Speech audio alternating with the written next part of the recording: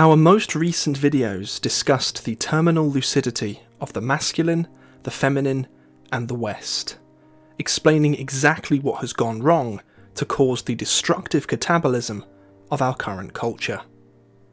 As dialectically syncretized by Steve and Pauline Richards into their psychosystems analysis modality of depth psychology, so far, to give a one-line, heavily simplified summary, we have shone a light on this cultural pathology through discussion of the superpositioning of Darwinian dynamics of the collective genome into corrupted Freudian instincts, delivered psychosocially through Adlerian power drives, and ultimately into the Jungian inflation of politicians and those caught in the agenda of the zeitgeist.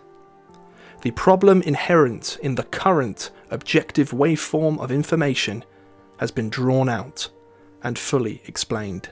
Today we stand uncompromisingly in support of the reverse field. The crisis in masculinity must be repaired, with men once again standing strong in themselves and their genomic birthright. This is intended by the principle of homeostasis that underpins the dynamics of the genome, and which millions of young men simply know, inarguably, in their hearts. This video explains exactly what must be done for this to come about. The first hour is a full episode of Jung To Live By, in which Steve and Pauline Richards, depth psychologists with 43 years each of frontline clinical experience, discuss highly practically how a rebirth of the masculine must arise. The second part of the video is a step-by-step walkthrough of all of the necessary theory from psychosystems analysis to understand and model the current catabolism and rebirth for yourself. It draws on the corpus of over 200 Jung To Live By videos, IPSA Collected Works Volume 1, 3 and 5, as well as many professional training seminars from the Institute for Psychosystems Analysis. Timestamps for both parts of the video are in the description. This video stands as a true statement, firmly on side with the restoration of homeostasis. Without any further ado, it's time for a rebirth of the masculine.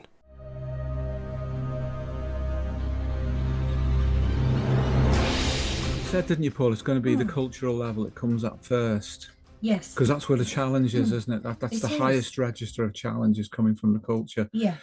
And that's the ground to the figure of an individual's sense of their rebirth as the masculine, because there are collective tidal forces that are making decisions for men, certainly for some men, and some of them are more traditional, as in more Paleolithic and ancient, with that continuity over time, and others are very new and have to do really with the problems that we described in our earlier video, to do with the neutering of the identity of being a man.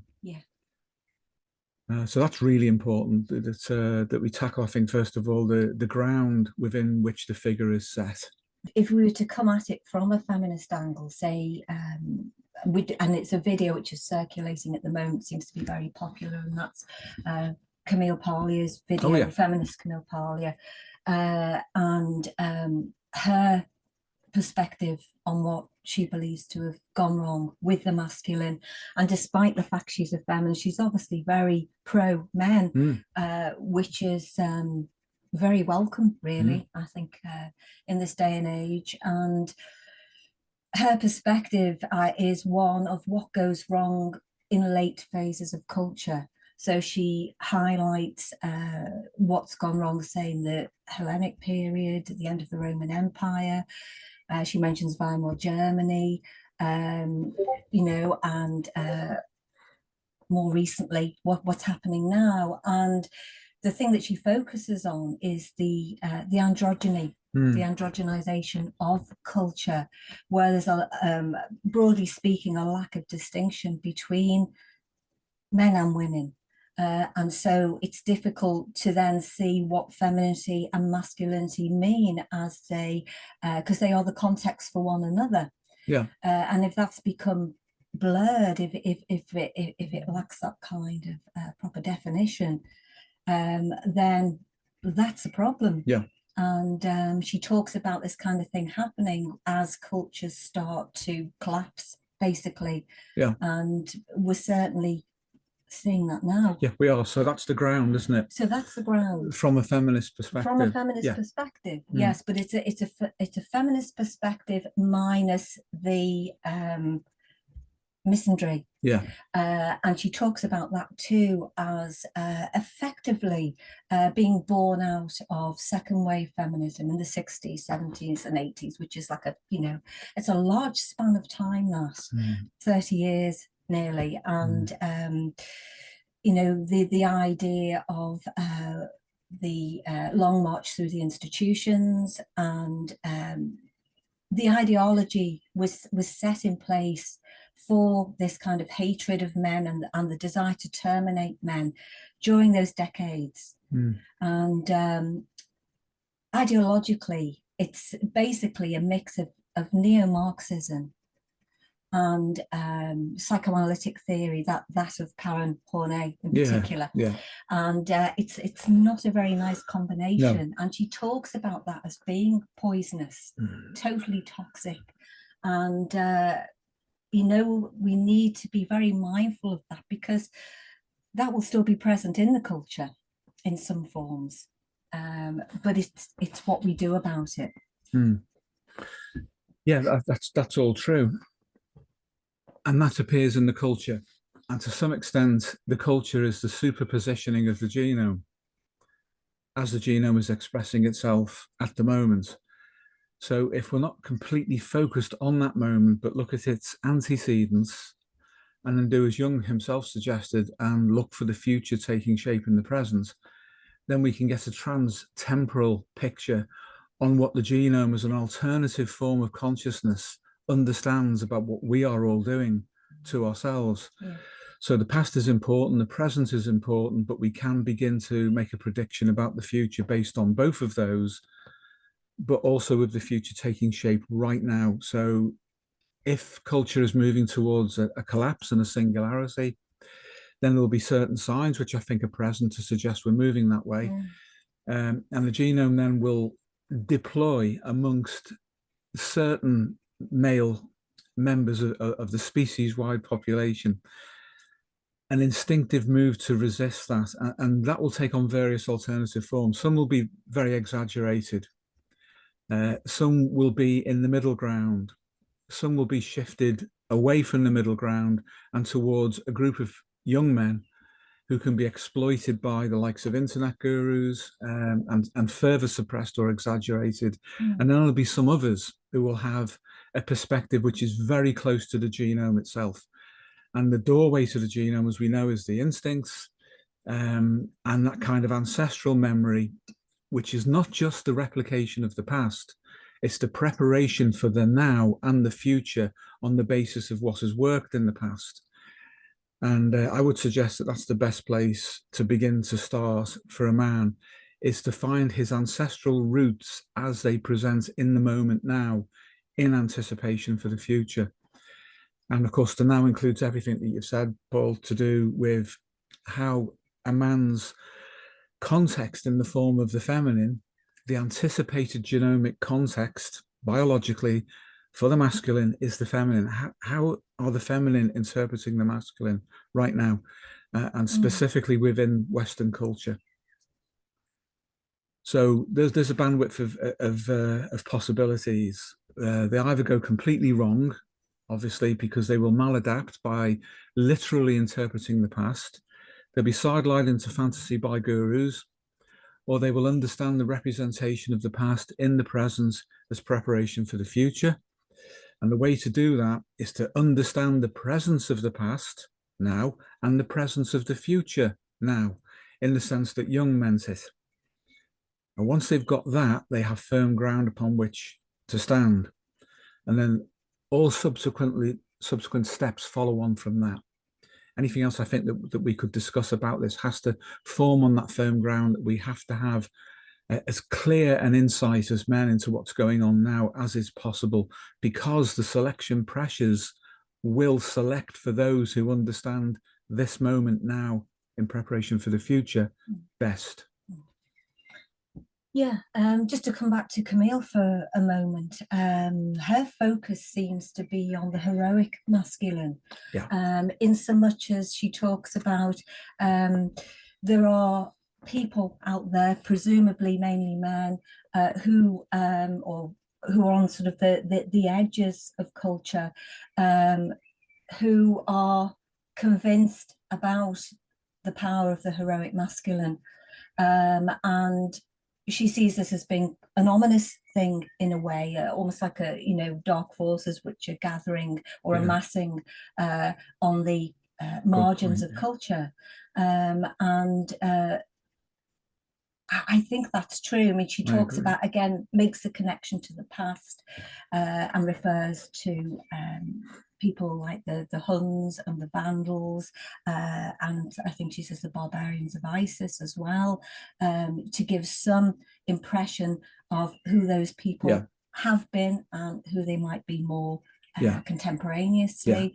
And we need to be mindful of that, because it begs the question, where is the heroic masculine in the rest of the culture? Where does that sit? Is it there at all? Has it absented itself? Has it just constellated in these other people, these other men who she describes as being on the margins of the culture? Yeah, that's interesting. And when you first, I wasn't aware of her work. When you first drew my attention to that, a number of things simultaneously configured, such as, what is the definition of heroic? Yeah. Because that's context specific. Yeah. One person's hero is another person's barbarian or murderer.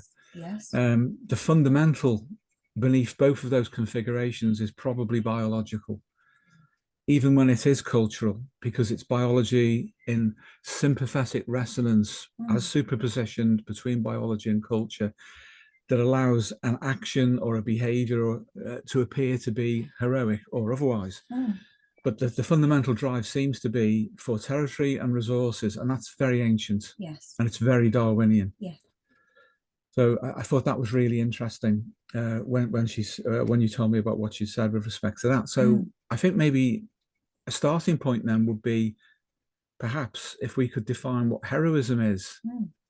And I'll ask James as a representative of his generation. Sorry about that, James. No, it's certainly an interesting one, because honestly, the way my mind first went for associations on that was a whole bunch of fantasy. Not that that's what I believe in said things, but that's what someone might. What is a hero? It's represented all over the culture in fantasy scenarios, and even in say pop Jungianism, the hero cycle, as if it's to give an impression of kind of like pseudo work. I agree with that wholeheartedly. Well, that's a good point, because the Jungian use of the term hero cycle, and Joseph Campbell, who's influenced by Jung, of course, puts it into an originating context, which essentially is Greek. So the Greek definition of a hero, and it's not specific, it's quite varied. That's probably the place to understand what's underpinning the fantasy representation of heroism or being a hero. But fundamentally, a hero was a mortal, an ordinary human being who achieved extraordinary things and became elevated in status by being recognized by the gods. So to be heroic was to become a demigod, almost a god, to be favored by the gods, but through an act of achievement that was extraordinary. Yeah. Everybody can't be a hero. No. Otherwise, the currency of being a hero is devalued. That certainly happened. Everyone's a hero because everyone's into fantasy. I know everyone's an exaggeration, but it shows the direction that these representations are going in. So we have to define out what heroism is as an idea. And by that, I mean literally an idea, an idealism within a context. And why was it defined that way? What did it communicate to ordinary men in Greece about being a hero? Well, it obviously meant to individuate. And that's probably why the Jungians pick up on it. The Jungians are very, very good about talking about these things, and they're less good about doing it. They're very good about talking about creativity, but very few of them are creative in the truest sense. Not many of them write novels, not many of them are artists, fine artists, not many of them are screenwriters, that kind of thing. They talk about it. That's the problem.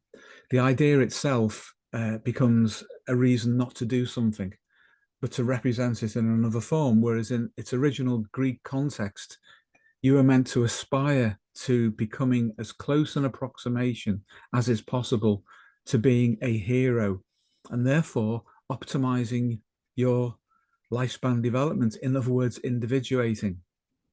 And now everybody's a hero. You're a hero for doing nothing. You're a hero for failing. You're a hero for indulging in fantasy. So I think the definition of what heroism is in real life and how necessary that may be or not be, because not everybody can be a hero, but everybody can individuate. It might be useful to work on teasing that out. Well, a hero must be genomic. It must be superpositioned with the human and then the individual genome. And if what you're saying in terms of a hero being an individuation process, broadly speaking, then a hero must be connected to their instincts. Yes. Must be, absolutely must be. And to have lived out their potential fully. Hence, fantasy can't fill that gap, or doing something because it's stunning and brave, as the meme is at the moment in the culture. That's not being a hero at all. But to take on the spirit of the ancestors, how they've always lived, and then push it to its absolute limit within what you're capable of, appropriately, to do good for the human genome. That sounds to me like perhaps slightly grounding things down in biology as to what that might be superpositioned at that level. So we have a psychologism, a construct of what the hero is based on mythology, and this is the meme that's come forward. But when we look at how heroism is recognized within the military, that's different. It's above and beyond the call of duty. If it's a Victoria Cross, then there's the Medal of Honor in the US, which is the equivalent level of heroism, and so on. Those actions are extraordinary beyond something which in and of itself is extraordinary, which is warfare. So everybody can't be a hero in that sense, which is very different from the Greek idea of aspiration towards developing yourself and then being elevated without inflation. If a hero became too godlike, they were punished. They had to know their level. And in our culture, people are being encouraged to believe in heroism as if it were nothing, but at the same time inflated through fantasy. That's a recipe for disaster psychologically. But when it comes to real heroism, the military is one example. There are others. There are other characteristics which seem to be involved that are really important, I think, and it would be worth discussing those. But I'll pause there. Paul, you were going to say? It's okay, Steve. Yeah, it does need teasing out for the reason that you said, and it applies to women as much as it does to men. This idea that anyone can be a hero or a heroine without actually having to really do a great deal. We've had something of this conversation before, you and I, and part of what came out of that was the idea of there has to be some kind of personal sacrifice involved for it to come anywhere near to somebody being a hero or performing a heroic act. And I think because sometimes it's easier to think about what something is not rather than what something actually is. And I think we would have to say, unless there's some kind of personal duty above and beyond the normal sense of personal duty that we all have maybe to one another in the culture as responsible and civilized individuals, that there has to be that. And then I think there has to be an element of sacrifice in the sense that that person is prepared to lose something of themselves or something which is of significance to them. And it could be anything. It could be somebody, say, even in the emergency services, goes out to a call and they do what is asked of them with respect to their service and their sense of responsibility towards the public, but they might, in the process of that, lose their own life, say, or somebody else's life might be compromised, maybe a member of their own family, as a result of them going out there and doing their duty and serving the public. And so that's, you know, that's just an example of where there is the potential for loss of some kind, but it doesn't necessarily stop that person from doing what they believe they are there to do, what they feel responsible for, and you know, what they feel they have to give of themselves in terms of service to others. And it depends on how much recognition that person wants for doing what they're doing as well. Because a lot of heroes are literally unseen. You never hear about what they do. I would say the real ones in the media, for example. Very often the real ones are more like that. They're unsung heroes. And we just don't know usually. We can come back to that, can't we? On that one, there's a difference between fortitude and heroism that can come about because of a role that somebody occupies. If it's, you mentioned emergency services, if it's I can only refer back to my own times. I always say this, but these times are different. I don't like the police now at all. Neither of us do. Neither of us do. But the role, as I understood it, is that you do go out there and put your life on the line, if necessary, for a complete stranger, and you do not complain about it. That's right. Because it is your duty. Yes. And you have the fortitude, you must develop it if you haven't got it, to go and do and live up to the role that you have assumed. And it is ordinary. Absolutely. And you bear the responsibility for that. And the responsibility is heavy and it's extraordinary, and you'll be held to account for failing in that duty. As you know, I ended up in hospital a lot.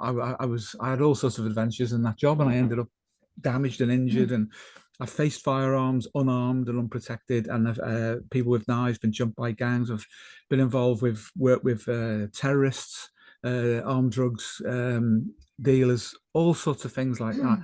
Never at any one point did I consider any of that was heroic. It was a role that I had to fulfill.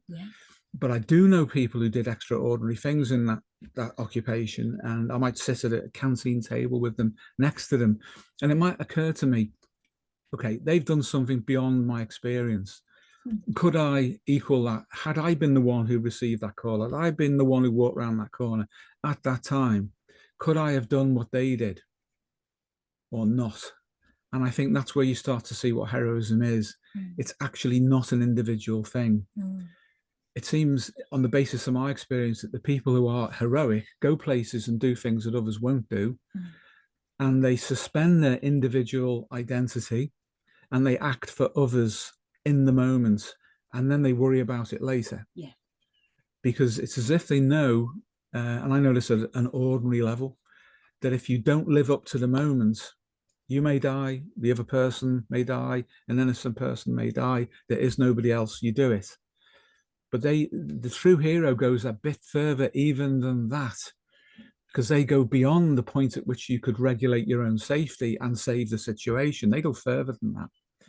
They will run after the guy with the gun when they've got no bulletproof vest or weapon on them at all. They chase them through gardens. I know a guy who did that, with a guy who did that, who was fired at. He was unarmed, unprotected, and he ran this guy down and tackled him.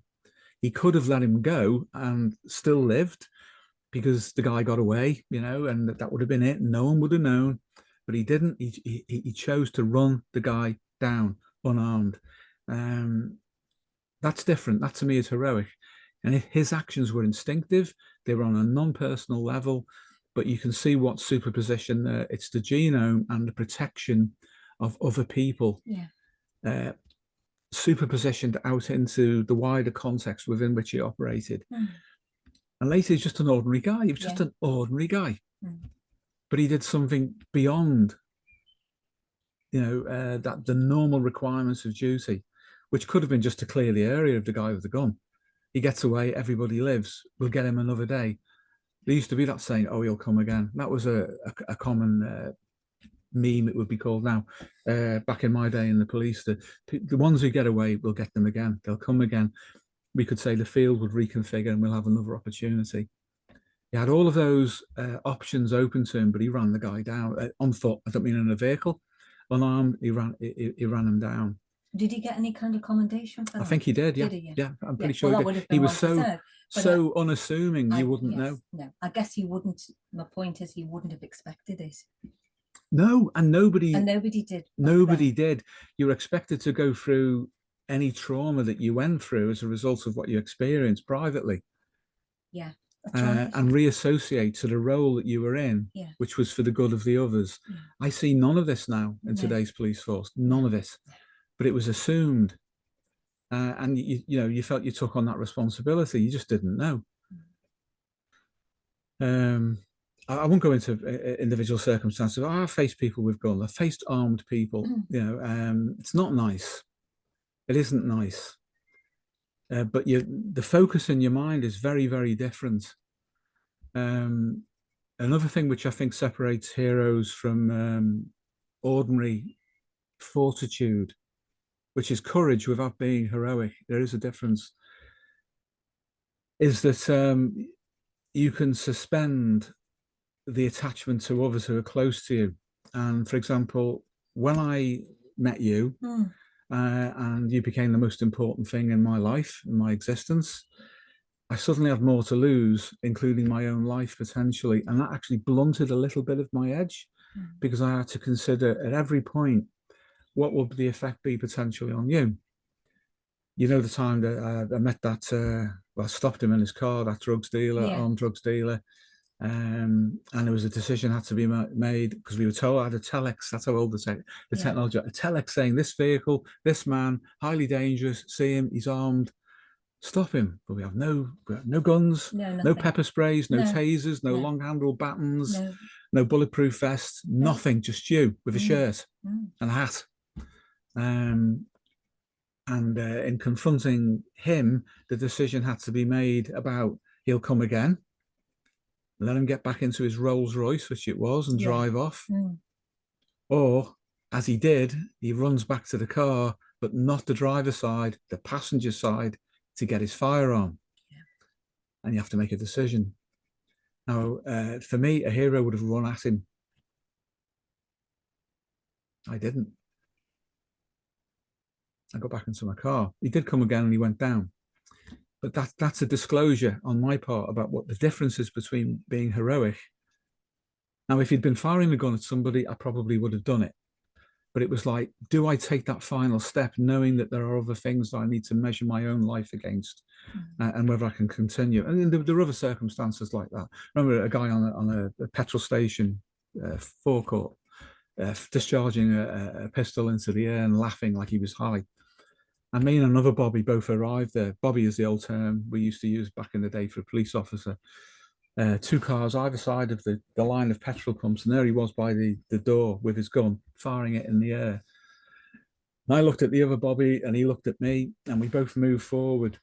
And I remembered that film, The Blue Lamp, where the police officer in that walked towards the guy with the gun and said to him, "Come on, son, put it down." And he shoots him. Shoots the police officer. And this Bobby on my left said, "Come on, son, put it down." And I had to judge the distance I was to close the gap.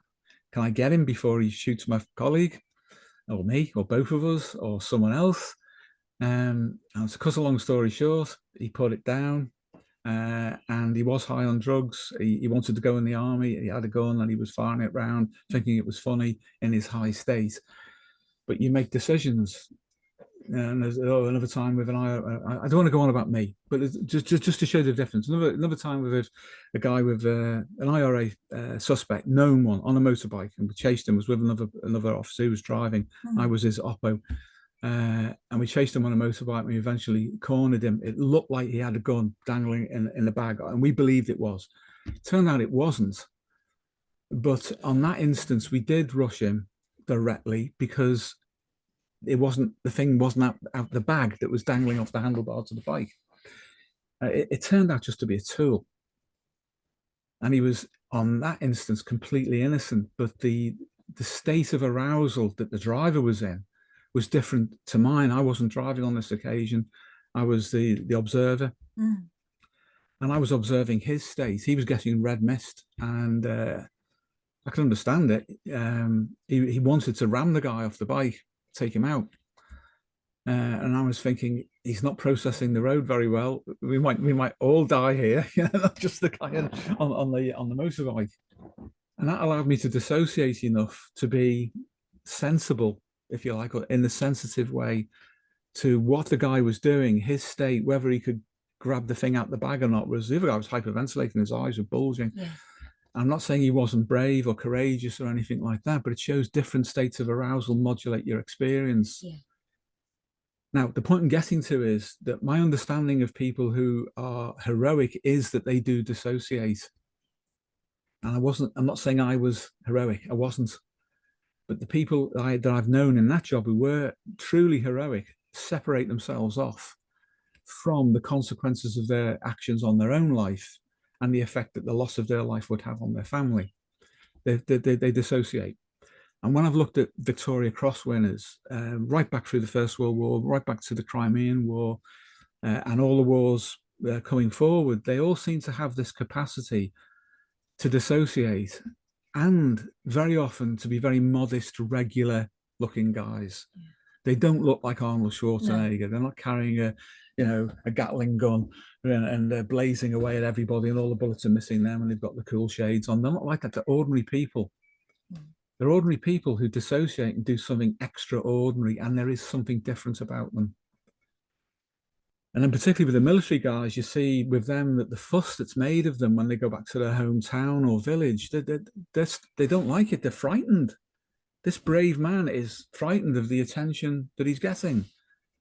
He's not in state. He was heroic. He's done something heroic, but it doesn't continue on because it's a dissociative state. They achieve something extraordinary in the moment. That seems to be a quality. So we can't create that. That happens. We can train people to meet difficult situations, and they will, to a greater or lesser extent. There is a waveform. I've known, unfortunately, some police officers have turned their back and walked away when they shouldn't have done. This led to really bad outcomes.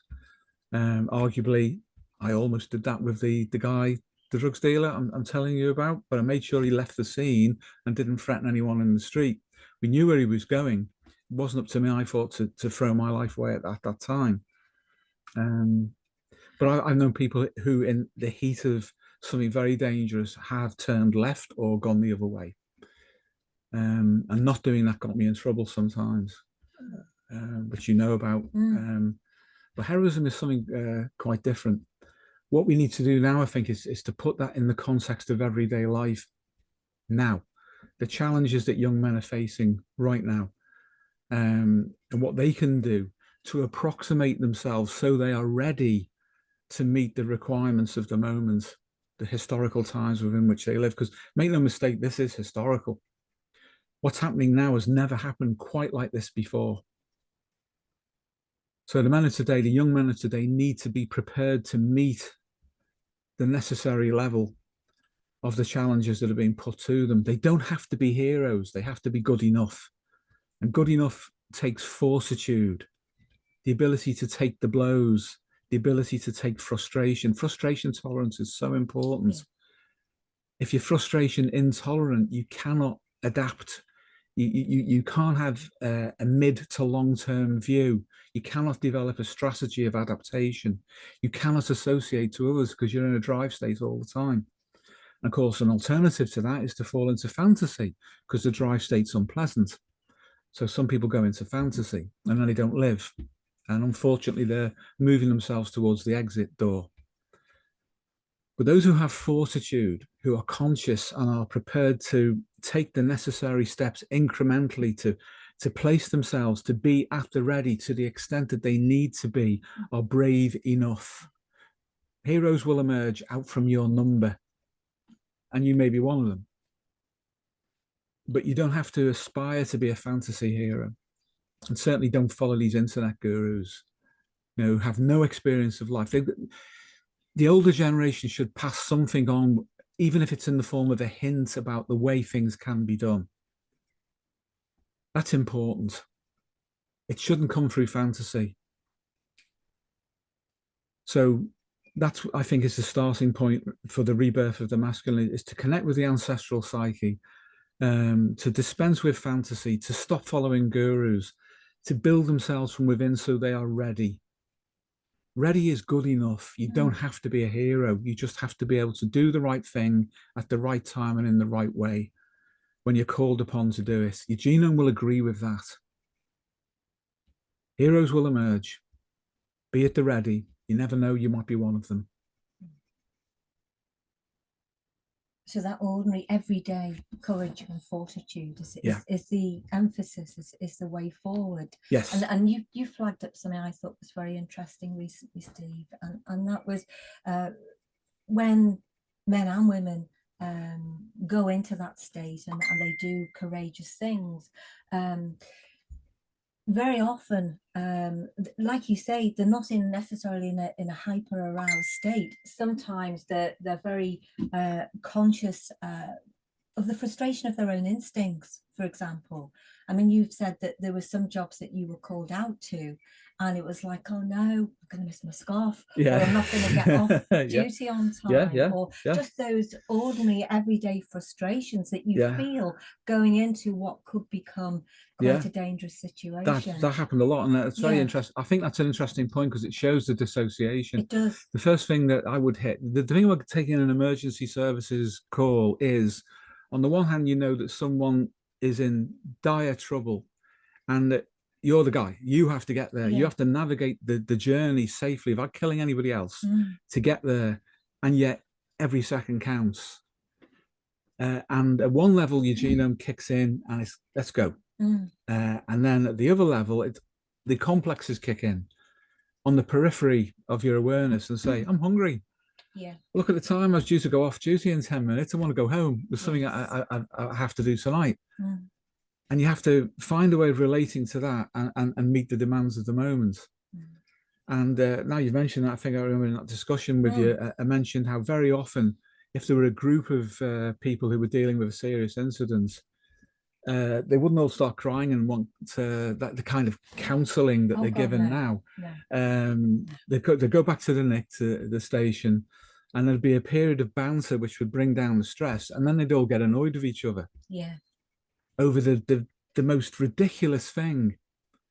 And it'd be like a troop of baboons showing their asses and dick waving, forgive me, over who's the most dominant, but nobody would be talking about what they'd just been through. Because when you're there, all of that disappears and you collapse into a group, which has a resonance identity between each of the individuals towards the task that you, and then it's all the complexes come out and, no, you pissed me off this morning, or what about that overtime, Sergeant, that you haven't booked me for, and what about my annual leave that you've refused me, sir, to the inspector, or whatever it might be. And that all flies around and everybody goes home. And next morning or next evening, they're all back and it's forgotten, on to the next one. And that's the waveform that goes on.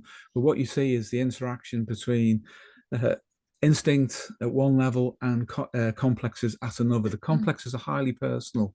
The instincts are transpersonal.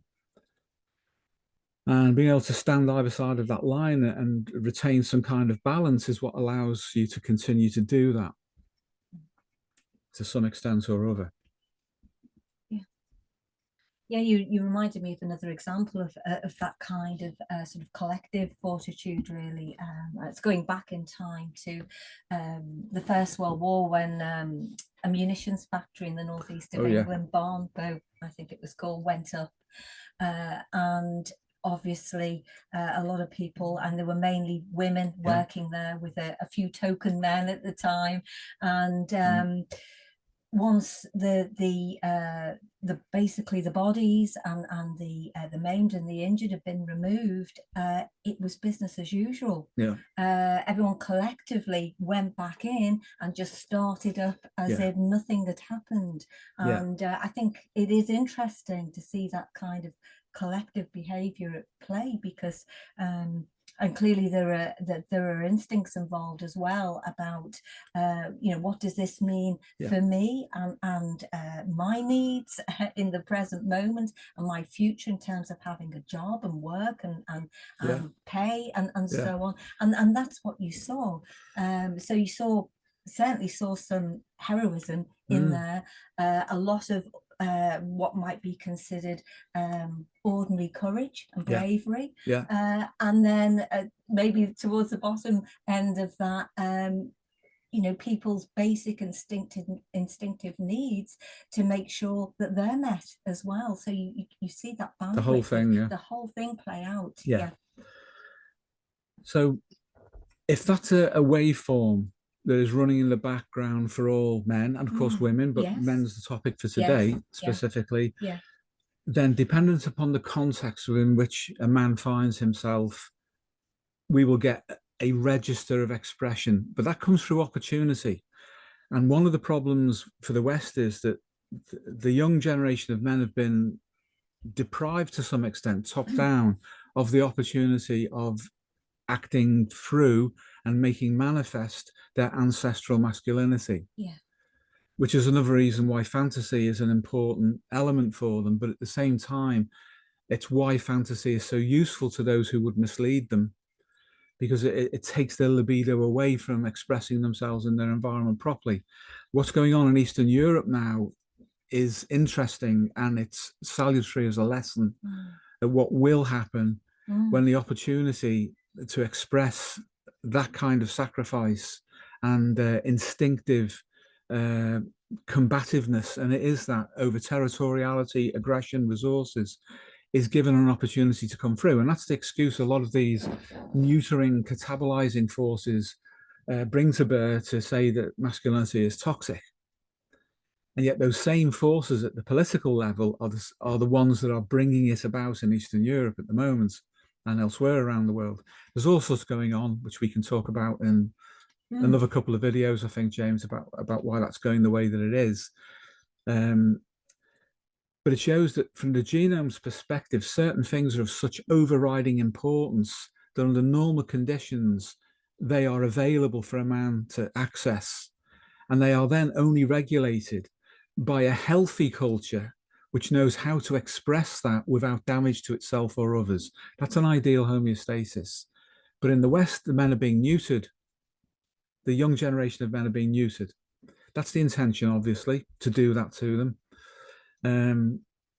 And the awful thing, and I am going to move into the higher cultural register, the awful thing is now that if what's happening in Eastern Europe increases in its amplitude and its waveform, so other countries are affected, the men there are not going to be in a position to do anything about the consequences of that because they've been neutered. So that's one of the indicators that catabolism is breaking out in the West and is bringing it towards a collapse point. So in order to avoid that, as we were saying earlier, first of all, become conscious of what's going on. Avoid fantasy, avoid gurus, tap into your ancestral psyche, make connections with people with like minds.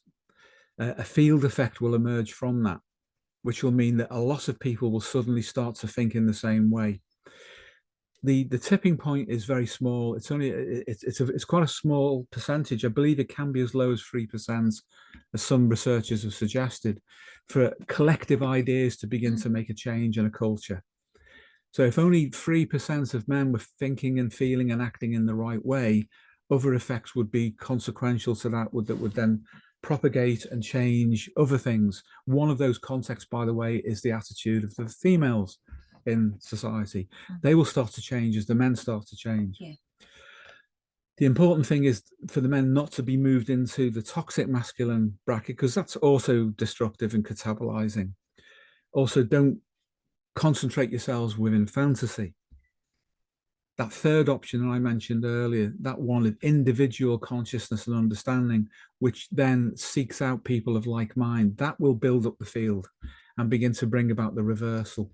But it will be set against the background where the culture itself will try even harder to suppress you. And this is where fortitude comes in. You have to keep going.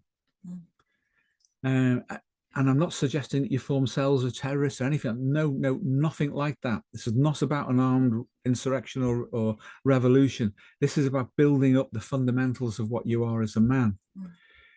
That will bring about the potential to be ready should anything be required of you. That's the difference. It's not overcompensating in the wrong way, or having fantasy hero figures as people you can aspire to be like, but will never achieve. Never get near them. The opportunity's been taken from you. So you have to begin to change culture. And you do that at the level of the individual first, and then it propagates. So I would say that's the important first several steps. So to return back briefly to what you were saying earlier, Pauline, about Camille Paglia's work about androgyny and androgyny blurring some kind of differentiation between the two biological sexes. I can raise something else that you guys have previously said before that's really, really stuck with me. And I think it's crucial that men and women are literally the context for each other, anticipated genomically, so that if that context is not there, people are not going to feel particularly well. And they're going to divert off probably into fantasy or all other kinds of traps that the culture has laid at the moment. With the androgyny thing, then, is that what's going on fundamentally? That men, because we're talking about men today, men have lost both themselves and also, crucially so, their context. So you get kind of a blurring of what is within, so too is without, in a very unhealthy type of way. And hence men don't feel masculine or are searching for what masculinity is because they literally do not have a context. It's gone and it's been robbed from them. Yeah, I think that's absolutely true, James. And obviously we've talked about androgyny at the level of the culture, but it is scale invariant. And certainly in our clinical work, probably for the entirety of it, actually, we've been aware of this idea of androgyny. And we tend to refer to it clinically as being pseudo-androgyny, in the sense that it's not ideal for couples to relate in that kind of pseudo-androgynous way. But what it does is it highlights the psychodynamic that's at work, that at a, as I think we said earlier, at an individual level and in the context of relationships, everyday relationships. And if we can start to get some of that right, as I think Steve was suggesting about the heroic masculine, there will be incremental change in the culture that will filter back up to the level of the culture and create change. But we do have to get to grips with that on literally a day-to-day, moment-by-moment basis in our relationships. And we hear all sorts of, in our work, awful things from women about their perspectives on men. For example, men go to war because they're stupid is one that we've heard recently. No, men go to war because they're compelled at one level to go to war instinctively, genomically. I mean, it's almost as silly as asking the question, why do women want children? Why do they want babies? And we have to stop this. We have to stop this undermining of one another at such a fundamental level, or things will carry on indefinitely in this way until we get to the point, and we're heading for that, obviously, of cultural collapse. And all the indications are from, our own observations and the work of others such as Camille Paglia, that this is what happens if we look back to history. And we see what happens in the late phases of culture. This is what you see. You see the androgenization of the culture, where literally, and to use her words, anything goes. Things become more cosmopolitan, but not in a good way. And there's just more and more of a desiccation of identity. Yeah. And that's different to reproductive roles as well. We know we're not saying anything about people's lifestyle choices at all. We're talking about the kind of psychological dynamics that operate between men and women, and how harmful they can be if they're allowed to run in that way. And we are at that point now, and it is catabolic. We know it is. And very often when this kind of thing these kind of things happen. Other people are sacrificed to make way for it as well. If I think, for example, back to say the interwar years, the time period between the First and Second World War, where, you know, there was a generation of young people who came of age just after the war. The First World War had ended, and so they didn't have any part in that, but they benefited from the sacrifice of those young people who were perhaps just a little bit older than them, and they gave their lives on the fields of Flanders for them to then be able to indulge themselves, as many of them did during that time period. You know, we're probably all familiar with things like, you know, the flappers, you know, in the US, and the bright young things or socialites this side of the water, and they indulge themselves to the full. Hedonism was absolutely rife, you know, sex, drugs, jazz music as opposed to rock and roll back then. But, you know, you can imagine the kind of lifestyle some of these spoiled young socialites had, and they only had that because of the sacrifice of a generation of young people not that much older than them, you know, several years earlier. And we should bear this in mind. I mean, just to come back to, I think a point you were heading for earlier, Steve, to do with what's playing out at the moment in Eastern Europe, and we're on the coronation weekend at the moment as we're speaking and as we're filming this, and we're seeing all these you know, members of the royal family and politicians out there on the world stage, all performing, all in their, you know, their best attire. And at the same time, there are young men in the Ukraine being pulled out of universities and out of McDonald's, and you know, taken to the front line. And it's like, you know, you've got, and this was the case in the interwar years too, between the First and Second World War, because it was a world of haves and have-nots. You know, you had these young people who were living in this protective, hedonistic bubble. And then you had what was happening with the rest of society, where there was, you know, grinding poverty and unemployment and so on and so forth. And it's that kind of separation between, you know, those two worlds that we really need to get to grips with, I think, and just see how destructive that is, and how obviously we're being manipulated top down to some extent by politicians, but also beyond that by the genome and its field, which we've talked about before, and only consciousness of all these various variables will allow us to break free from them. Well, that's what we're doing with this series, isn't it? You know, we've had the first three, which basically show the catabolism and the breaking down of the masculine, the feminine, and then the West. And this is the first one moving towards the recovery and how to do that. This one, the masculine, and it'll be the feminine, and then there'll be the one for the culture as a whole. So each incremental step is important because each one is an increase potentially in consciousness. You're right. Obviously, just as because this really should come later, I think, but the 60s in America, you had Vietnam and the hippies. You did. You know, and there've been other analogs. So lots of them. So there's that's happening, you know, all the time, like you say, it's a pulse. But a lack of awareness of that is a problem. It's a cultural problem. But an individual problem for individual men is how they adapt to where we are right now. Because this particular configuration is different. It's I mean, there was a kind of androgyny in the 60s, but it wasn't the same. It wasn't like this. They used to call it unisex, didn't they? You know, unisex clothes, unisex hairstyles, but it was not like it is now. And there are reasons for that, which we've mentioned before, and we can go into again. But in order to resist this, individual men have to take a stand as individuals and then join a collective, because it's the field strength that will bring about the reversal. You see, it's the field strength that put us into this state. When enough people began to think in the wrong way, wrong for balance and homeostasis, that then propagated. And the genome at a certain point then, and forgive me if I'm talking about the genome as if it were a sentient human personality. It's not. It has its own qualia of sentience. The genome will suddenly agree with that and say, okay, let's have a big cull. Let's put you into a situation of pressure testing and see who adapts, because we must keep the population healthy.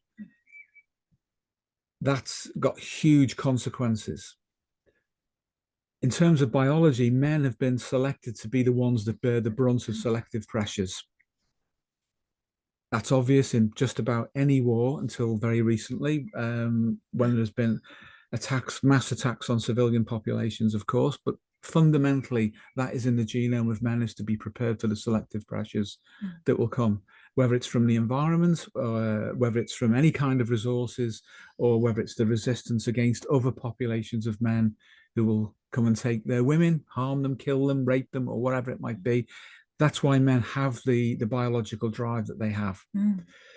So we have to come to terms with that and find the right way for it to be expressed. Thus far, recently, it's been inclined towards catabolism and breaking down. It has to be rebuilt, and the rebirth of the masculine starts with the individual man deciding he is going to become conscious of the times within which he lives, and then to seek out people of like mind based on ancestral principles that can be interpreted today, ready for tomorrow. It is that imminent. We can't put this off any further. We are that close to the edge. And this generation's best is as good as the best of any that's ever gone before. I know that. And I'm damn sure they know it too inside, deep inside, but they have to feel that confidence to be able to reach in and pull that out. Don't go near gurus. Don't go near internet gurus, for God's sake. Don't go into fantasy. It's part of the destruction of the catabolism. Don't worship fantasy Marvel comic superheroes or mythologies from the past. They don't solve anything. These things are a representative or a representation in fantasy form of things which you should be directly experiencing. So insofar as you seek an answer out through a collective fantasy, you will not be able to engage with real life. It is that simple. Once you live an ordinary life and meet ordinary challenges, and on occasion extraordinary ones when you are called upon to do so, you can then have the luxury of fantasy in order to provide an opportunity for any surplus instinct to be expressed. But if fantasy becomes the core of your life, that's a mistake. You're not living. So that's where we need to go. Strongly feel that. That's absolutely the case. And women can't expect their men to be that way either. Men can't do everything. I mean, this is why I think women have become as spoiled as they have. Yeah. Because they expect men almost to do all of that in that paternalistic sense. And then, you know, they hate them for doing it. They then, you know, it's like, well, you know, men are part of the patriarchy and they're oppressing us, but at the same time, they want to be taken care of and they want men to provide resources for them. And then they hate them for doing it. They do. But that's Darwinian. It has got to stop. It's exaggerated. I think at a fundamental level, it's actually normal. It's been exaggerated. Oh, it has. So it has. Yeah. Now, that's the amplification of the attempt at correction coming from within the problem itself. It's like in biology, a fever is a very unpleasant thing, but guess what? It's there to try and get rid of that which is not, it's to get rid of the virus, it's to get rid of the infection. And the exaggerated pressure testing from the women is part of the attempt, albeit deeply disguised from the perspective of the surface, to force men to adapt. That's why they are as exaggerated as they are, insofar as it's so easy to exaggerate what they're doing because it's natural anyway. If you want to condition an animal, you do so at the level of its instincts. It's the same with a human being. If you try and condition a human cognitively, they will resist you. If you manipulate their instincts, they will follow. That means the resistance is less, because when an animal goes into instinctive drift, it's still within the bandwidth of the desired behavior that you want to condition them to do. So if you want to turn women against men, you do it at the level of instinct, because they want to pressure test them. They want to get the best out of their men. So what you do is you encourage that, and then you lead it on a little bit more, and they don't even know it's happening. And at the same time, you're new to the men. You dial it down in them, which makes the women go beyond homeostasis and how they pressure test men to becoming destructive. And that's where they're at now. So men need to recover their masculinity. So women will feel the pressure from within to dial down what they are doing, which is normal but exaggerated to the point of being catabolic for us all. It's difficult to put into words. It's the vibe of this video is completely on point. The previous, I'm not saying the previous ones are depressing, but they are much more down, and the energy today from you guys is healing. And you've got to do that. You've got to get ready for the next one. Oh, I'm ready for it, believe me. I'm so absolutely sick of the state that women are in that I'm more than ready for it. We have to offer the way out for well, them, we don't do. Yeah. There is a way out. Yeah. The way out is that they can't have it all. Certainly not all in one go. Yeah. And they have to accept that. Yeah. Got a different set of problems to men, haven't they? Completely. Really, completely different set. They are context for one another, but the reversal is specific. Yes. Yeah. But they've got to, I really do feel they've got to stop wanting men to just deliver all the daddy stuff, really, because they'll never develop. No. I mean, it's partly, I won't go into too much detail, but partly the reason why, you know, if you go back historically as well, we were saying this morning, weren't we? Even sort of back to the 18th century and about women's lack of civic involvement. They were almost happy to move from, you know, being with their fathers to being with their husbands. And in that sense, it was the same thing. Yeah. Therefore, not being allowed or not being included in civic life, because at one level they were happy to just sit back and be taken care of. Yeah. So there is an element that they've done this to themselves. Yeah. And then they blame men when they don't get a good divorce settlement, or Oh, but you can see that that's genomic. Oh, yes, because that's a perfect adaptation with minimal commitments. It is. Beyond being reproductively safe. Yes. And that's fine for some people as well. Yeah. But what I'm saying is it's ingrained in them to be that way. And given the space to inflate that, they will. Yeah. They have. That's my point. Yeah. But it's because it's normal. That's why it's so easy to just take that and add a little bit more to it. Yeah. And that's the context for why men are being attacked in the way they are by the women. Yeah. That you don't have to completely reconfigure the woman to do it. You just exaggerate what they're doing already. Sure. Yeah. Yeah. And it'll be the same with the women with respect to themselves. That once the context is understood, that's the real wake-up moment. They have to understand it themselves and then not make men the agents for their own destruction by proxy. They superposition their own nature onto a man, which is projection, of course, by another name, and then they bring that about. Yeah, it's in Jungian terms, it's the animus, isn't it? What is within, so too is without, really. Yeah. It's really quite simple. It is, yeah.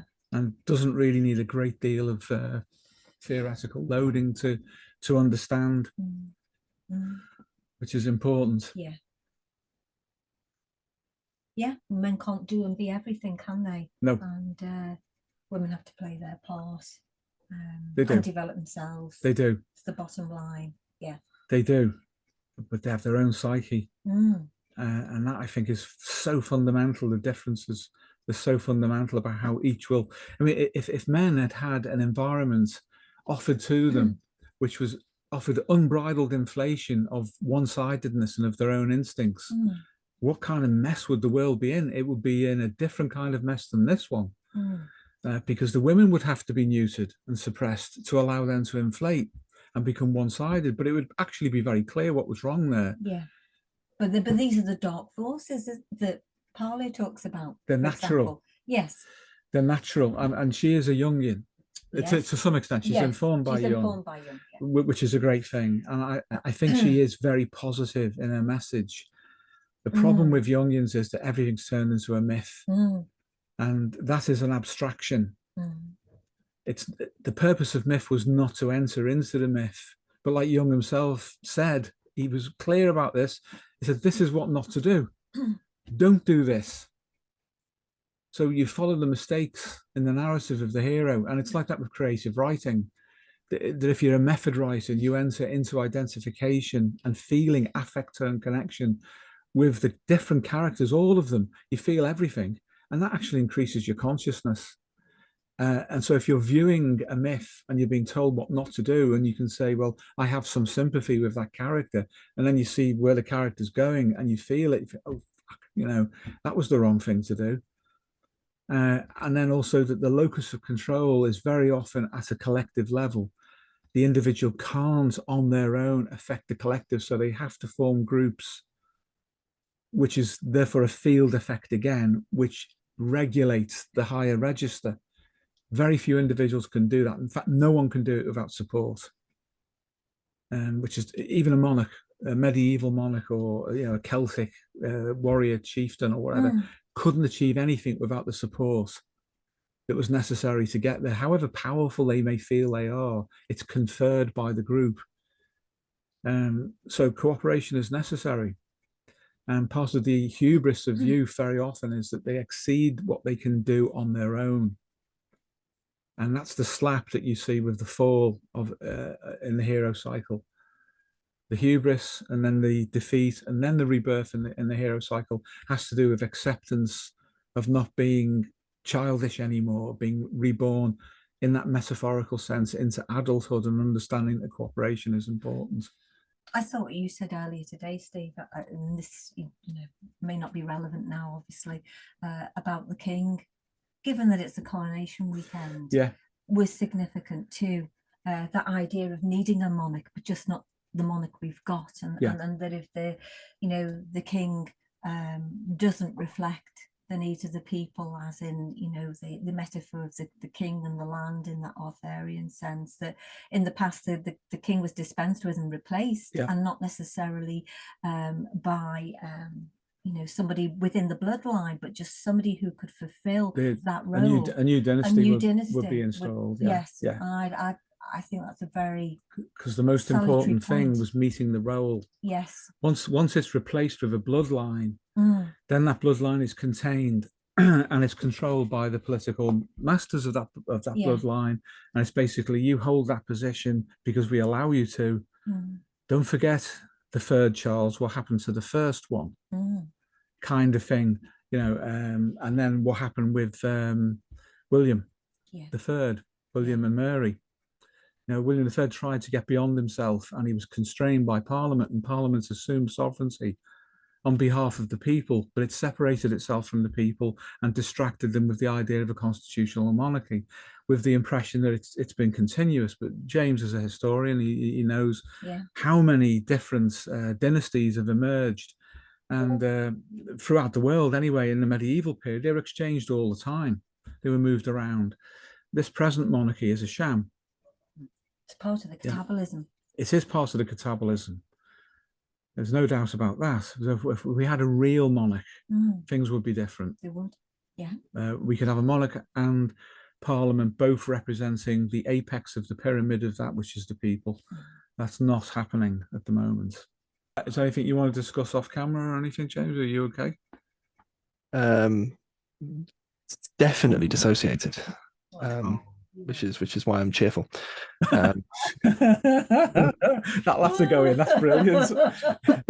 That would be a wonderful little outro moment, that, wouldn't it? You just saying that, definitely, which is why I'm cheerful. What follows now is a very highly detailed explanation, full of graphics and animations, of the necessary theory from Steve and Pauline Richards' psychosystems analysis to understand how a rebirth of the masculine must take place. It explains what a man, and hence what masculinity, is from a biopsychosocial, instinctive and informational field approach, from the Platonic fields to the biophysical, up to the genome and into superpositioned psychodynamics.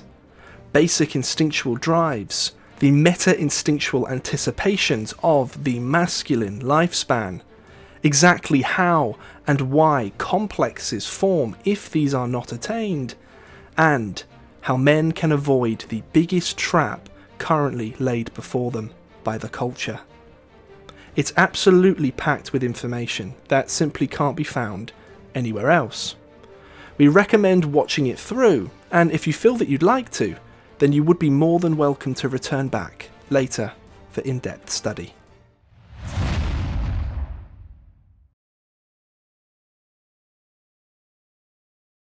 The following was written by Steve Richards and published in IPSA Collected Works, Volume 1. Homeostasis is both a principle and a dynamic.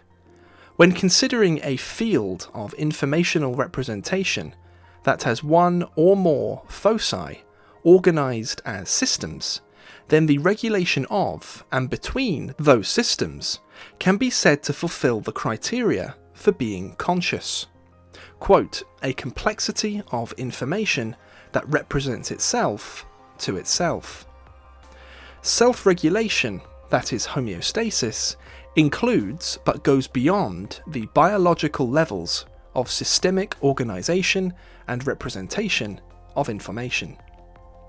Psychology has its own characteristic field representations, and therefore of self-regulation. So too does the psychosocial and the wider field interactions with the environment, at both micro and macro levels of analysis, description, and explanation. Therefore, the field as a whole, the objective waveform, has a qualia of consciousness that is manifest in the principle and in the dynamic of homeostatic regulation. The subjective waveform of individual, reflexive, self-referent, psychological consciousness is the collapse of the objective waveform into immediate subjective awareness. Subjective consciousness is the representation of information to itself at the subjective conscious level. Its contents instantiate subjectively and dynamically out from the objective waveform of the field of informational monism by dynamically superpositioning its contents into representational states. This local collapse of the objective waveform into subjective representation is regulated both by the field overall and by the principle and dynamics of homeostasis, locally to that subjective collapse. This is the superposition of informational monism, defined as consciousness and as it is self-regulated as a field phenomenon at the micro and macro levels. Plato's concept of form is borrowed in psychosystems analysis to represent the organizing factor arising from the fundamental informational monism, which reaches a mathematical and then manifest physical level of complexity at the Planck scale. Information at this scale further organizes and expresses the laws of physics and the fundamental forces to produce the ontology and order of the universe. The Platonic field is itself organized into nested relationship with other subfields, which specify according to function in relation to, for example, biology, psychology, and the social and natural environment. These represent a collapse of the waveform of the Platonic field into a specific systems level of analysis, description, and explanation. Dr. Rupert Sheldrake's morphogenetic fields and behavioural fields are examples of specification of the Platonic field that resolve into focus around one or more interrelated systems.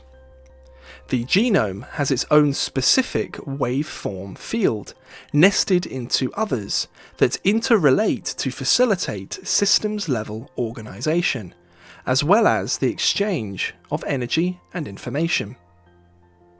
The work of Sir Roger Penrose and Professor Stuart Hameroff concerning quantum consciousness and Platonic qualia as informational systems has contributed to the ongoing development of the IPSA model, since IPSA's original conception of informational monism as applied to psychotherapy in the 1980s.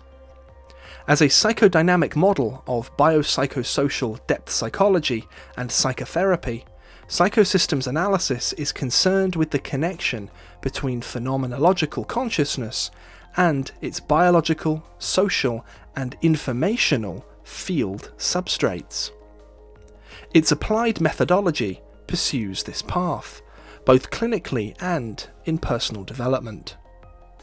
The diagram on screen is a schematic representation of the Platonic form in relation to the Planck scale, the Platonic field, the genome, the genomic self, meta-instincts, the affect carrier wave, and the ego. The sum of the whole informational field is the objective waveform of the field, as it exists at any one moment. The objective waveform is dynamic and nested in relationship to local conditions, relative to the dynamic subjective waveform of individual ego consciousness. Therefore, the objective waveform collapses into representation within the subjective waveform, which itself is dynamic.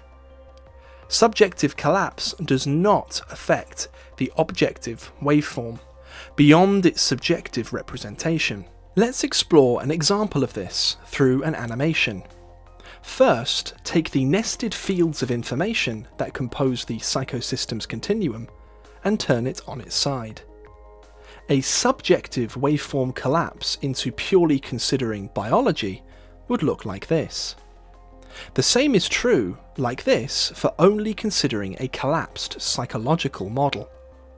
Whatever the subjective waveform collapse of an individual ego, the objective waveform always contains the entire field of information. The principle of superpositioning of information is independent of subjective collapse. The objective waveform is conserved beyond any subjective consciousness of its local collapse. With all of this said, let us take the genome for a moment as our starting point for an exploration of the superpositioning of information up the psychosystems continuum. The information encoded in the human genome is on timed release across the lifespan. From birth onwards, every snapshot of time can be represented as a superpositioned continuum of biological, psychological, and social variables. It is essential that we briefly explore, starting from the genome, what this stack is composed of. Through transcription, RNA is produced. Then a large amount of this RNA is translated into protein. Thus we already have, right down at this biochemical resolution, a flow of information moving between different representational states. This set of variables, broadly speaking, defines the information within a single cell, all master regulated by a single genome. Cells of the same type, that is, the same gene expression profile corresponding to a certain qualia of cellular differentiation, cluster into tissues. Tissues of different types are organised into organs. Organs interact in a system through informational exchange via messenger molecules in the blood, lymphatics, and extracellular space. From a biomedical perspective, this is our human biology, and functionally can represent the biophysical meta-division of the psychosystems continuum. Every level is a different representation of the information in the level beneath it, functionally bottoming out in the genome. As we progress up the continuum, we now come across the psyche. As Steve has said, when we understand superpositioning, we understand the psyche. The importance of this cannot be overstated.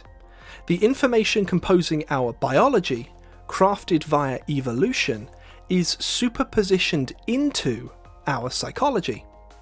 Or, to put it another way, we have an ancestral heritage to our bodies and also to our minds, and both are present at the same time.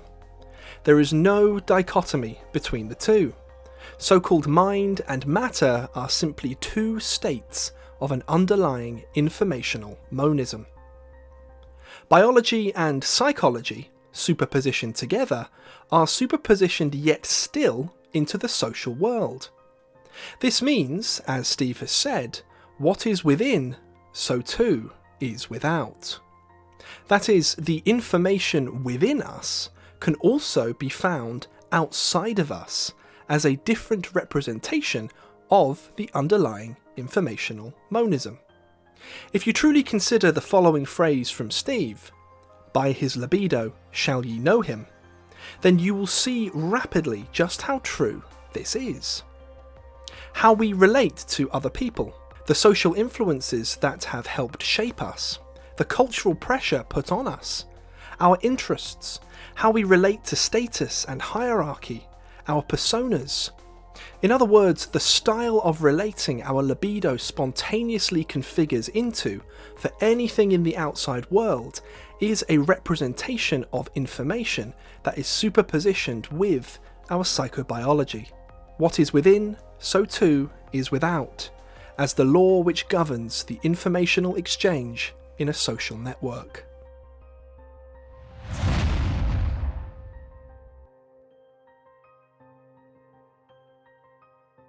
So, the information in the genome encodes for our biology. So too does it encode the structures and flow of information within the psyche. The further back in evolutionary time we go, the greater the differences between contemporary human beings and our primordial ancestors. And yet, across the great tree of life, everything shares the same ultimate Platonic form in common: homeostasis. Steve and Pauline have stated that homeostasis is the most basic form of consciousness. Not reflexive, phenomenological ego consciousness, but a form of consciousness nonetheless. A complexity of information that represents itself to itself. This means that the criteria natural selection puts on the flow of evolution is one that always, at base, rests on homeostasis. Each new evolutionary adaptation that arises, biological or psychological, does so through an organism being better able to maintain its homeostasis within its niche space. In this most basic form of life, we also see the first representation of what was to become two of the four qualia of ego consciousness: somatic, that is interoception, and sensory, that is exteroception, modelling internal and external states in relation to the homeostatic bounds. If we move up the tree of life, from the core complexity of information that represents itself to itself, through the animal kingdom and up to the class of mammalia, the mammals, then we find this principle of homeostasis encoded in a very specific way, of huge importance for man and conserved across the entire mammalian genome. These are the basic instinctual drives, best represented, though not exclusively, by the 7 basic emotional systems of affective neuroscience, discovered by the late Professor Jaak Panksepp: seeking, play, lust, care, fear, panic, and rage. These emotional systems are exactly that: emotional or affective.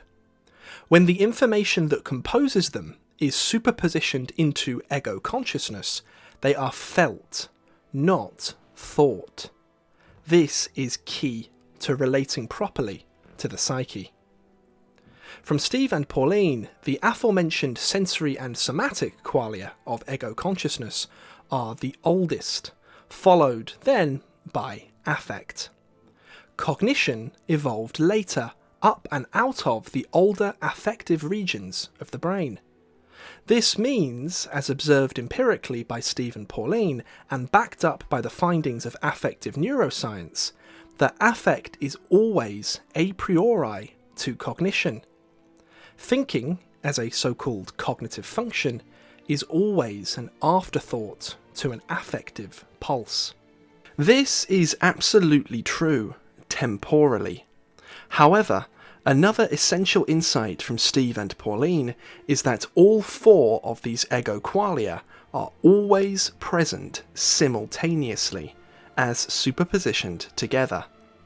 The Miller number of the ego collapses the objective waveform of information down into its much more limited subjective waveform, so that, phenomenologically, at any one time, we might be aware of one, or two, or perhaps with a faint glimmering of a third of these qualia at the same time. But all four are always superpositioned together. This means that it is possible to shift Miller number awareness of, say, thinking, to the affective, sensory, and somatic qualia, which are always superpositioned with it. To return to the 7 basic emotional systems, their purpose, as Professor Mark Solms, the leading figure in the field of neuropsychoanalysis, has said, is to extend organic homeostasis beyond the body. A certain gene expression profile is activated, corresponding through superpositioning to the activation of a specific neurological circuit. This is superpositioned still into an affect qualia of ego consciousness, which compels the organism, or the person, to meet the corresponding homeostatic need out in the world. To use Panksepian language, we seek a solution to this need, and once attained, this is superpositioned back down the activation chain, causing the gene expression profile to return to its baseline state. Some, upon learning this information, might be tempted to stop here and triumphantly exclaim that this is all there is to being a human being. So long as our basic emotional systems are satiated, then we will be happy. But of course, as I'm sure everyone watching this can resonate with, we seek far more than this.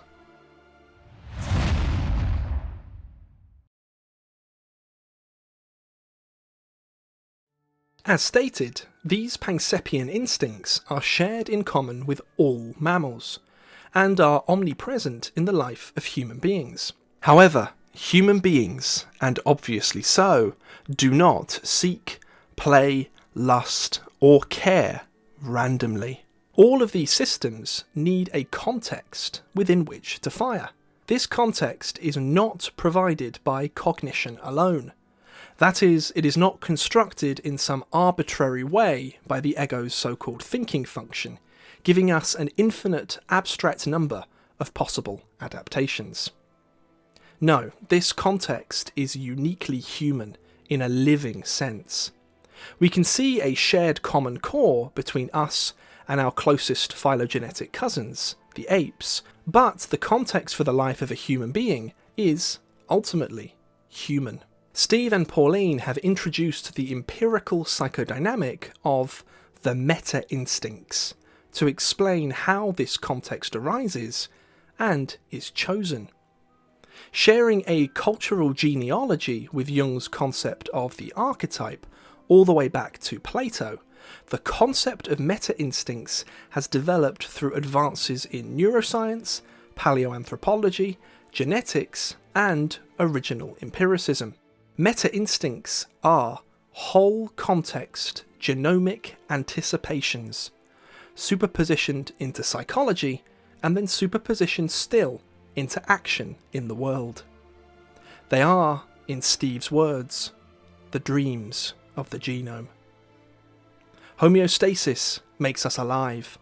Our biological structures make us animals. Our affective circuitry makes us mammals. And our meta-instincts make us human. And masculine meta-instincts make us men.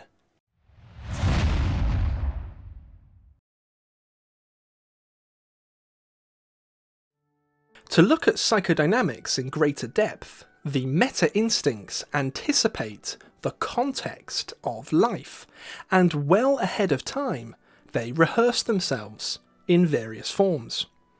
Cast your eye back across your personal myth, and you will surely see an Ariadne's thread arise. When small, young boys tend to spontaneously play with pretend guns and swords, acting out scenarios of brotherly fraternity, self-sacrifice, and honour, without any actual experience of these things at all.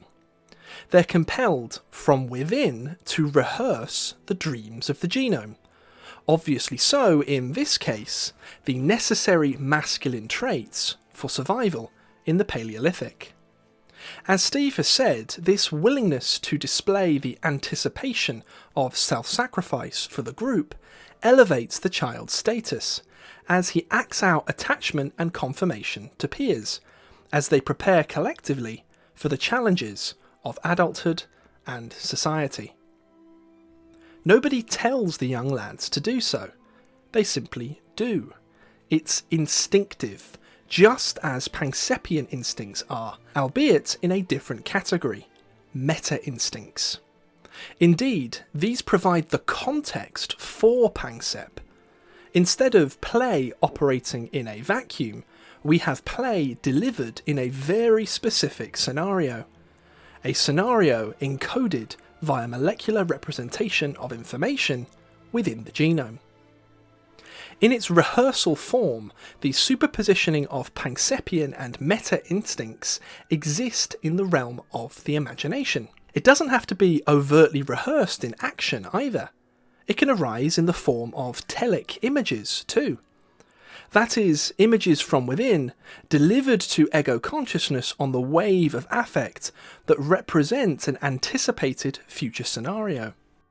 The imaginal representation can take other forms, besides playing in warlike scenarios too. As an example, the instincts to mate and relate are often represented ahead of time in rehearsal relationships between boys and girls, relating to one another as fundamentally, distinctly different to one another, in the earliest glimmerings of what would become, in adulthood, a romantic relationship. As time goes on, in lockstep with lifespan development, through puberty and into adulthood, the meta-instincts release into the world, meeting the adaptive challenges of each stage of life. To be specific with this, and to build on from this, Steve and Pauline have identified 5 discrete meta-instinctual confirmation stages, essential for the healthy development of the personality. For men, they are the following. 1. Confirmation from the mother, that he is separate and different to her. That is, he is male, and she is female. 2. Confirmation from the father, that he is same in kind to him, and a man in waiting. To use a metaphor from Steve, a father and son standing shoulder to shoulder at the mouth of the cave, pointing out towards the open horizon, the young man's genomic birthright. 3. Confirmation from peers, that he is one of them. 4. Confirmation from a life partner, that he is worth sharing a life path with, of combining her genome with his for the next generation, exclusively. And 5. Self-confirmation. This quintessential stage is psychological, and the start of the so-called individuation journey to realise one's full genomic potential. From Steve and Pauline's clinical experience, the issues young men are facing today pertain to the disruption of this meta-instinctual, genomically anticipated confirmation. In other words, meta-instincts are not activated. When young, boys are faced with all the adaptive pressure the social world puts on them. Proper confirmation from parents, a genuine peer group, and a healthy rehearsal of meta-instinct are the genomic anticipations put in place to adapt to this pressure in real time. But sadly, this scenario never runs perfectly, especially in today's contemporary culture. This is why we have evolved a further adaptive mechanism, one that unanimously becomes a problem later in life: complexes.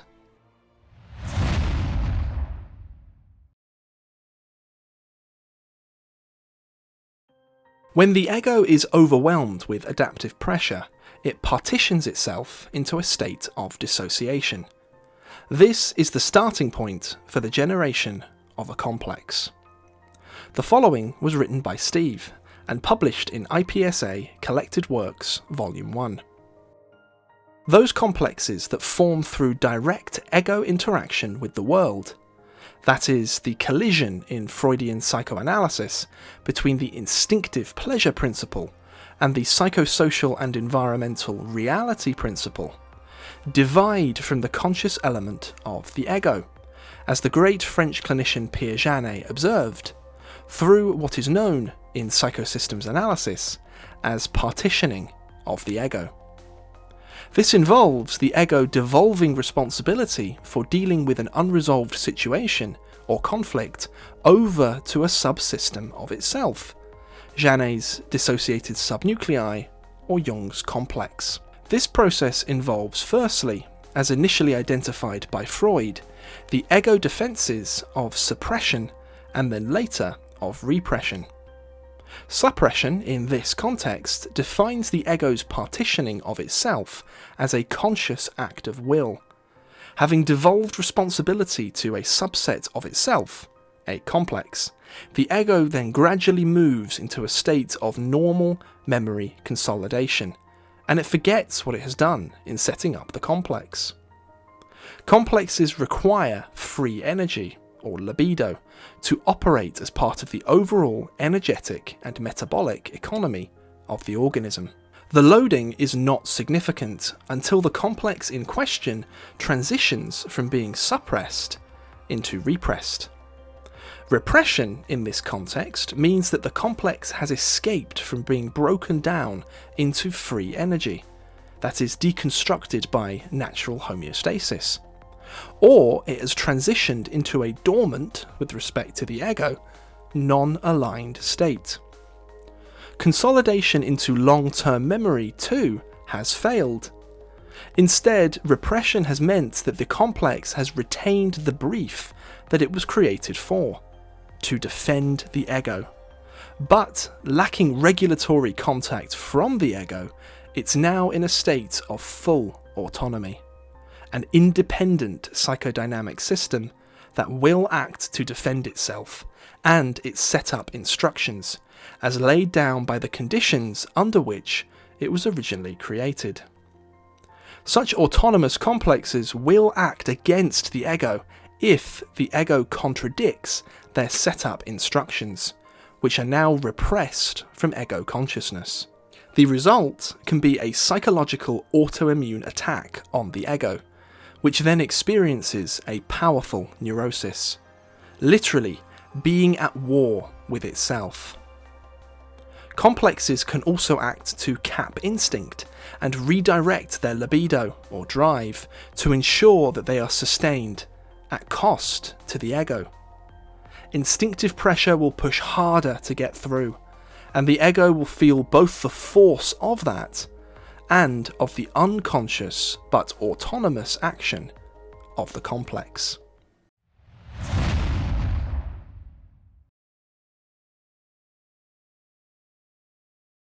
The Darwinian forces currently catabolizing the culture, as Steve and Pauline have discussed in our Terminal Lucidity series, have disconnected men from their meta-instincts. Across the lifespan, complexes form in a misfired attempt to bridge that gap. That is, they cap and divert meta-instinctive pressure from within away from healthy action in the world, and towards maladaptation. The principal maladaptation in young men today is fantasy. Steve and Pauline have spoken on the hallmarked difference between fantasy and the aforementioned imagination many times before. Imagination is positive with respect to adaptation. It consists of a drive state and the Panksepian seeking system, coupled together to produce creative virtual modelling of the present against the future in order to catalyse real action in the world. It is fundamentally orientated towards the future. Fantasy, however, is simply a holding space for libido. Whereas imagination involves the activation of the seeking system to generate this action in the world, fantasy suppresses and diverts it. It is fundamentally introverted and does not involve actually relating to reality at all. This becomes absolutely essential to know for a rebirth of the masculine if we consider the following. The superpositioning of frustrated meta-instincts currently active in our culture has allowed many novel niche spaces to open up for internet gurus to occupy. By niche space, we mean that literally in Darwinian terms. The internet guru is only able to survive and very often thrive through parasitizing the wounds of young men by suggesting certain ideas about masculinity which are taken up by complexes. These ideas are invariably fantasy, not imagination. Here are but a few examples of this scenario which have spread like memes across the culture. Living your life through copying an internet guru so that their words become a behavioural creed. Masculinity is contingent upon X behaviour or sense of attainment, and if you do not do it, you are implicitly less worthy of respect, and women will not consider you for a partner. Suppression of libido into nofap, or, on the flip side, sleeping around, both with the faux assertion of genuine masculinity. Reading ancient myths and then fantasizing about being a Viking, or someone in a pop Jungian hero cycle, or even inflating beyond all personal life experience, especially with religious ideas. We could go on. None of these are optimally meta-instinctive. All of these are fantasies. The number of young men who have had their positive potential paced and led into development stasis under the suggestion that they're making positive ontogenetic progress is staggering. Case in point, in the earliest dawnings of memory, before complexes formed, the young man's dreams were aligned with the dreams of the genome. But, over time, under immense adaptive pressure from a sick culture, the healthy desire to truly become oneself, that is, for a man to be a man in connection with his meta-instincts, becomes more and more abstract, twisted, extreme, distorted, impossible, and thus an unconscious prophecy that plays right into the hands of Charles Darwin.